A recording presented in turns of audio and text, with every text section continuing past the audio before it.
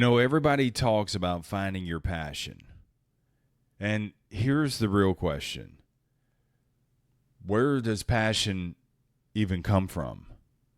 Mark Cuban, the billionaire that used to own the Dallas Mavericks, and you may have seen him on Shark Tank, he said something powerful. He said being good at something precedes passion, meaning that it comes before. Passion doesn't come first. You get good first. Cuban admitted that his primal passion, his first passion, he just wanted to be rich. That was it. See, he didn't start out with a passion for computers. He admitted he wasn't even a computer guy in school. But he got into systems integration and started working with software, writing code, setting up networks, and he realized, I'm good at this. And the better he got, the more passionate he became. And the more passionate he became, the better he got. See, it became this loop. He started with something he was good at, or discovered he was good at it, pursued it. The more he did it, the more passionate he became. As that passion grew, it looped back around and drove him to get even better at it. See, the work created the skill. The skill created the passion. The passion created more skill. And that loop eventually led him to sell micro solutions, and he walked away with over $2 million. So if you're sitting there saying, man, I don't know what my passion is, maybe you're asking the wrong question. Don't chase passion. Chase competence. Start by asking, what is it I'm good at? What comes naturally to me? What do people notice that I do well? Where do I lean in even when it gets hard? I mean, bro, that's what happened for me. I stumbled into sales. I didn't dream of being a car salesman. I didn't. But I found out by pure discovery that I was good at it. See, I was able to take my sports background, competing, pressure cooker situations, and I knew I was good at that. And so I brought it into sales. And it became good for me because I could compete. There was unlimited potential. And when things got hard, I could press through. Because not only in pressure cooker situations when I was playing college football, but also tough situations where after football, I was broke. Dude, there were times me and my son, I was raising him by myself, we didn't have any money to eat. And so I would literally scrape mold off a sausage and boil it, and that's what we would eat. I lived in a house with no stove and no refrigerator for a time. I mean, but I didn't crack. I just figured things out. I didn't want to stay that way. And that was one of the driving forces that pushed me into sales. I was like, man, I can't live like this. But I made it work. And so, see, where most people would crumble, I competed.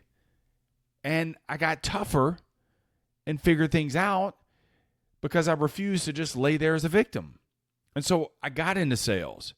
And the better I got at it, the more I realized that sales is a profession, but selling is a life skill. And that's what drove the podcast. See, I got into management. I started teaching other young salespeople about selling, and I kept them in the game. I didn't want any of them to just fall out because they weren't getting the support. They didn't realize how much rejection it took. So I was able to communicate those things, and they were able to take those skills into their life.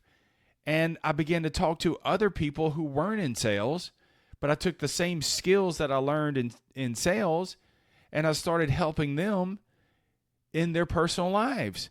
And that's when I realized, wait a minute, sales is a profession. Selling's a life skill. These transfer into other areas. let me get the word out. How do I get the word out? Through a podcast. And so I took what's it take to be good in sales? Only 5 things: communication, curiosity, creativity, continuous learning and action, and productive confrontation. What's it take to be good in life? The same 5 skills: communication, curiosity, creativity, continuous learning and action, and productive confrontation. This is why my company is called The Sales Life. It's because selling is a life skill. So even if you're not in sales, you could take the skills that I've learned in sales and apply them across every area of your life: your faith, your family, your fitness, your finances, your fulfillment, both professional and creative. See, this is the timeline of my life in 2 minutes. See, over time, sales turned into a passion. Podcasting turned into a passion. But it all started with one thing: getting good first. And this is the thing that most people miss. Most people don't actually have a passion. They have a lust. They lust for the results. But passion embraces requirements. But before you can embrace the requirements, bro, we got to go back to the origin of passion. First, you got to find something that you're good at, or what others notice that you're good at. Start with that. I mean, what can you do that comes easily for you, but it's hard for everyone else? Like that you're that go-to person in these situations. Or what do people ask your help for? Like, start right there and let curiosity and creativity lead the way. Like, have a wondering spirit, like a childlike willingness to explore. I think that's why the Bible says you got to have that childlike essence about you. It's because that wonder and that play, that's curiosity and creativity alive and well. But understand this, like when you discover your passion, it's not going to be all blow pops, rainbows, and unicorns. It's not going to be an easy road, but the road is going to be worth it. And that's the key distinction. Passion, once you discover it, once you earn it, it's worth it. It's worth the suffering. It's worth the endurance. It's worth going without. It's worth foregoing instant results and still coming back to it again and again. Because passion doesn't just give you the fire. Passion demands fuel.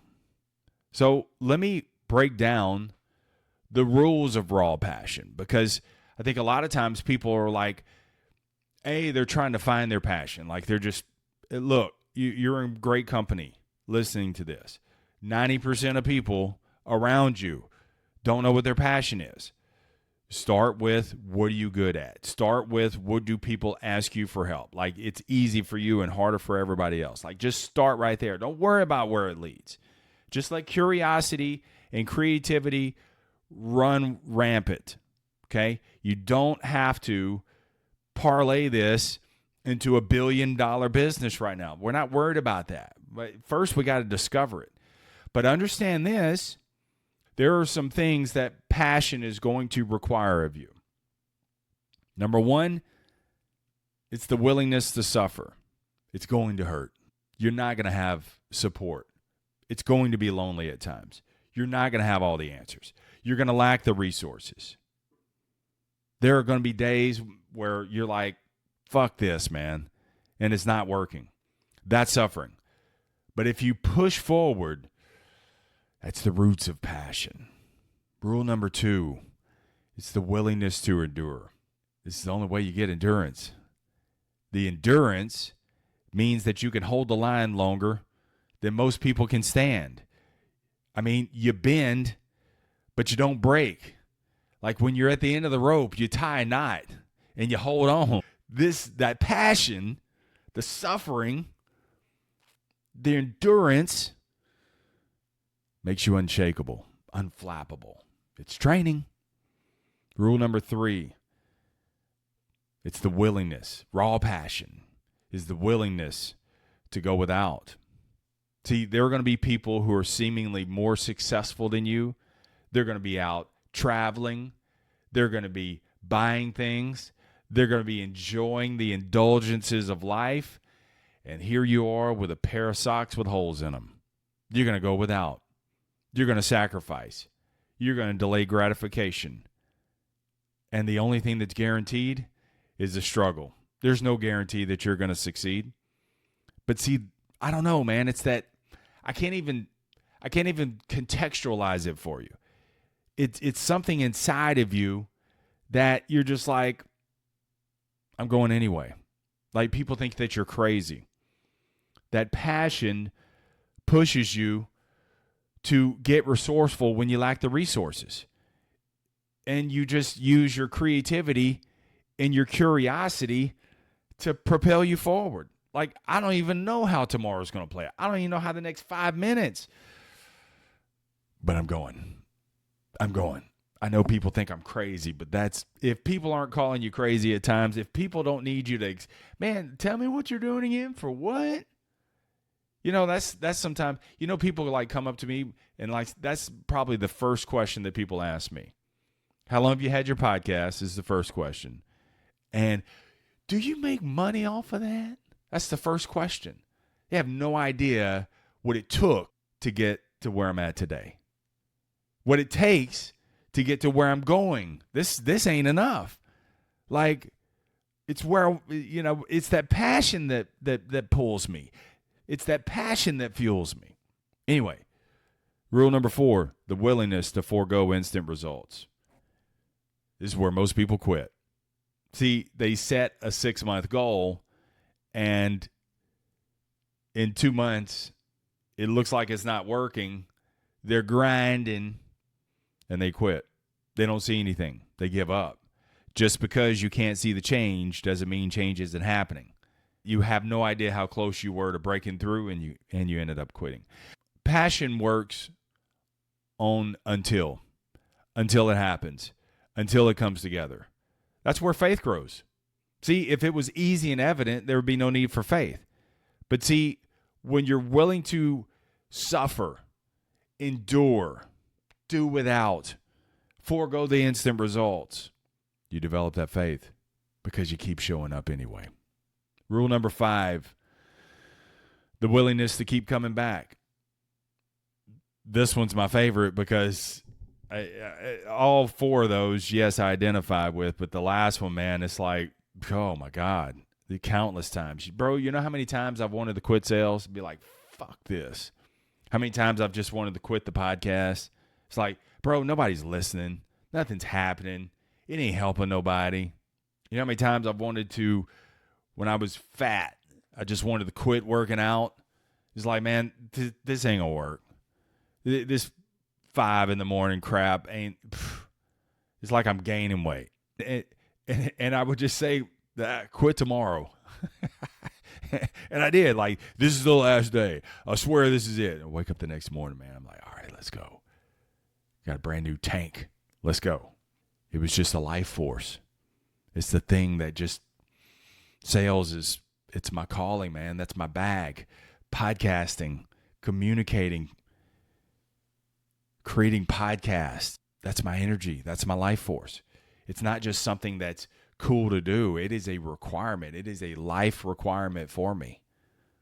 I'm miserable when I don't do it.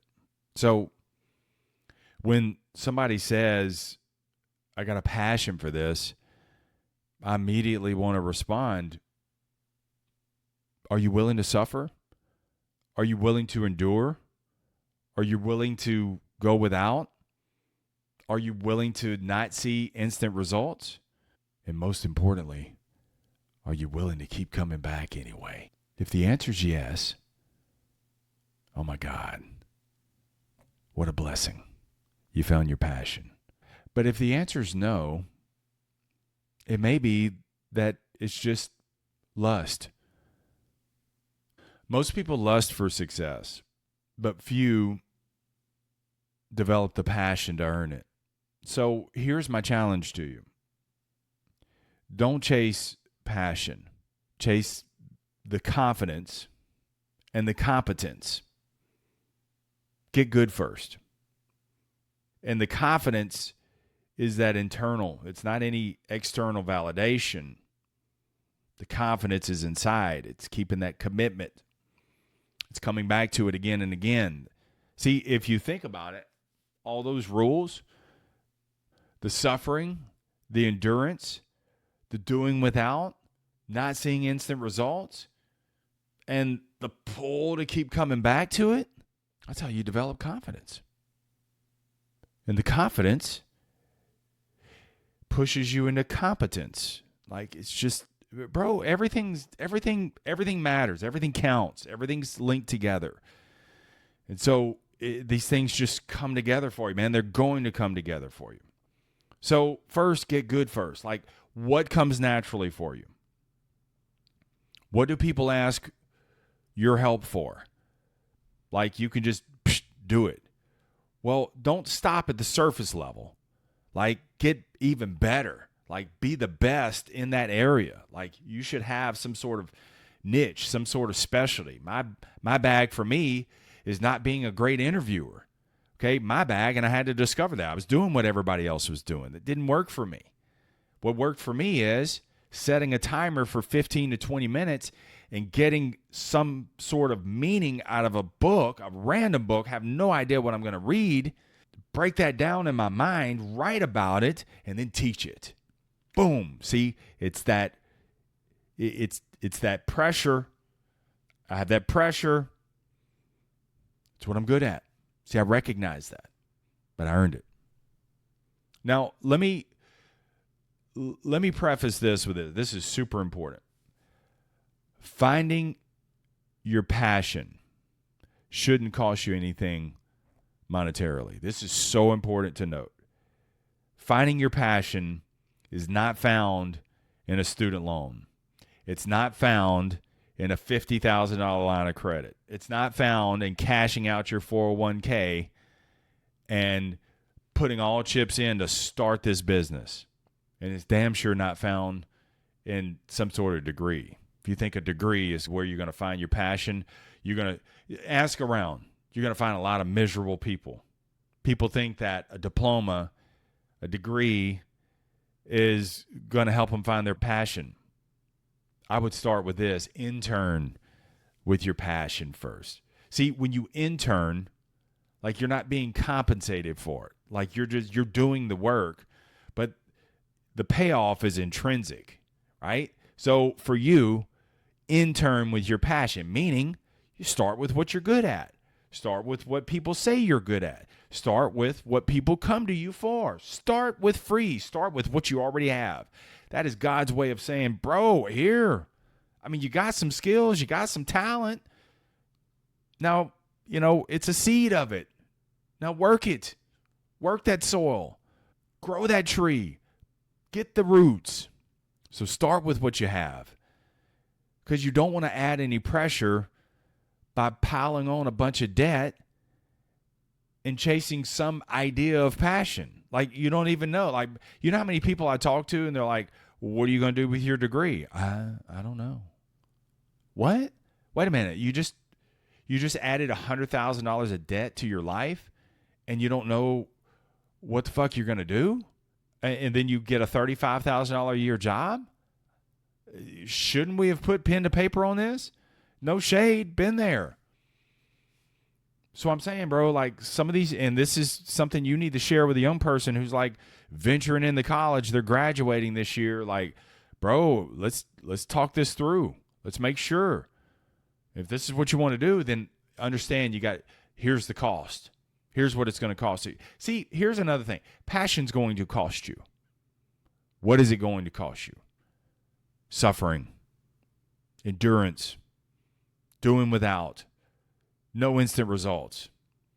And are you willing to keep coming back? That's what it costs you. So start with the skills that you already have. Just build on this thing. This is what I love about life. I mean, dude, we get a brand new set today. And I want you to hear this, man, and just go out there and rock out, man. Don't put so much pressure on yourself. Like, loosen up. You can't force passion. Passion's just, it's going to come. But you got to give it space. You got to give it breathing room. And then when you find it, man, start building on it. Like Cuban said, he didn't just stop at knowing one piece of software or a system. He kept going back to it. He kept getting better and better at it. He kept learning, adding more, adding new skills, embracing new technologies.